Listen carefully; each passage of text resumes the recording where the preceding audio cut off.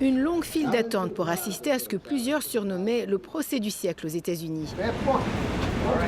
La foule s'était précipitée à la cour tôt ce matin pour être aux premières loges. Le jury de 12 personnes venait à peine d'être sélectionné pour n'être que renvoyé en fin d'après-midi.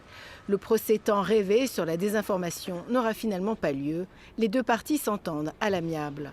Today's settlement of $787,500,000. Cette entente de 787 500 000 $ américains représente l'imputabilité et la responsabilité, dit-il. Il y a des conséquences à des mensonges. Lies have consequences.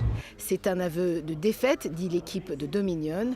L'entreprise qui fabrique des machines de vote électroniques accusait la chaîne Fox News d'avoir relayé des mensonges au public en toute connaissance de cause. President Trump won by not just hundreds of thousands of votes, but by millions of votes. Donald Trump a remporté les élections par des millions de votes, disait une de ses avocates sur la chaîne Fox News au lendemain de la victoire de Joe Biden.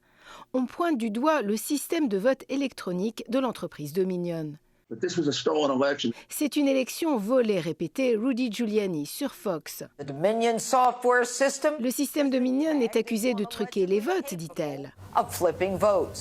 Et l'animateur vedette Tucker Carlson de continuer à semer le doute. Electronic voting machines didn't allow people to vote, apparently. Le vote électronique n'a pas permis aux gens de voter, dit-il. Ça fragilise notre confiance au système. C'est une menace à la démocratie.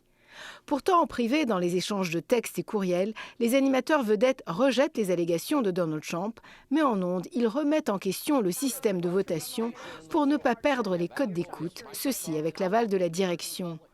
La directrice de Fox News, Susan Scott, critique même un animateur qui a osé vérifier des faits. Ça doit s'arrêter, cette vérification des faits sur Trump, écrit-elle sur un courriel. C'est mauvais pour les affaires, nos téléspectateurs sont furieux, ce n'est pas bon pour nos affaires. Aujourd'hui, l'entreprise Dominion parle d'une victoire pour la démocratie. Fox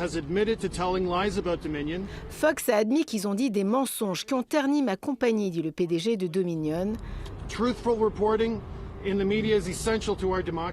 Du journalisme honnête et factuel est essentiel pour la démocratie, ajoute-t-il. Today represents a ringing endorsement. Cette entente représente un aval retentissant de la vérité et de la démocratie, dit-il.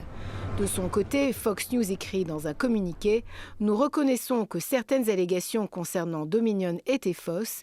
Cette entente reflète notre engagement continuel pour un journalisme de qualité. » Mais pas d'excuses publiques de la part de Fox News. Ici Azab Ouadlegurgis, Radio-Canada, Washington.